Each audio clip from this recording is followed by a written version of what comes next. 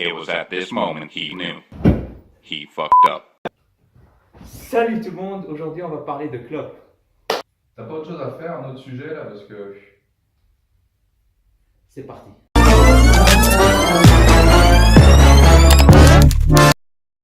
Dans les années 50 à 70, c'était l'un des produits les plus importants de la société. On l'achetait soit pour affirmer une attitude ou pour se faire du bien.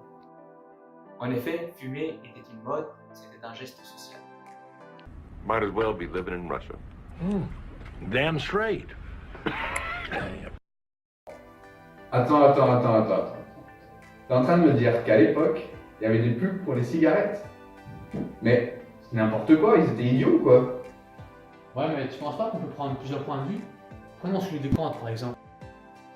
Kant était un philosophe dont la philosophie mettait en avant deux choses, la raison et la bonne volonté.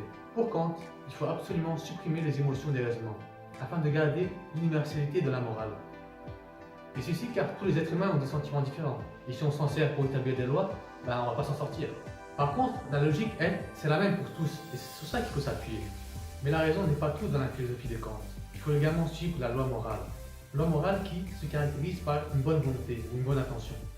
Tu dois toujours agir selon ce qui est moralement bon, sans te soucier des conséquences, car c'est l'intention qui compte, et non pas le résultat final.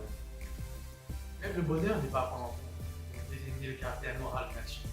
Après, Kant fait la distinction entre agir par devoir et contre mon devoir. Selon Kant, la publicité pour le tabac pouvait être tolérée, mais pas selon la forme qu'elle avait à l'époque. La publicité pour le tabac à l'époque montrait la cigarette comme quelque chose de bien qui va vous donner un style, sans parler du tout de l'effet nocif que ça avait sur le corps humain. Alors que selon Kant, il faudrait absolument dire la vérité, et donc parler de l'effet que ça a sur les poumons, et que ça peut potentiellement causer la mort. Et ce, sans se soucier des conséquences. Car il ne faut pas oublier que la publicité est faite pour augmenter les ventes d'un produit, et que la publicité des cigarettes selon Kant pourrait avoir l'effet inverse de ce qu'on attend.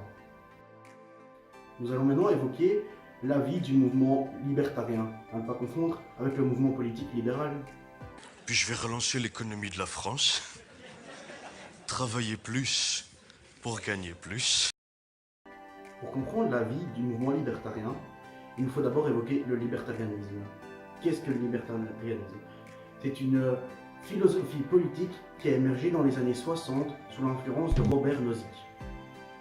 Alors une chose importante dans le libertarianisme, c'est la liberté individuelle. C'est-à-dire que chaque individu est propriétaire de sa liberté tant qu'elle n'empiète pas sur celle des autres individus. D'où la phrase « Ma liberté s'arrête où commence celle d'autrui ».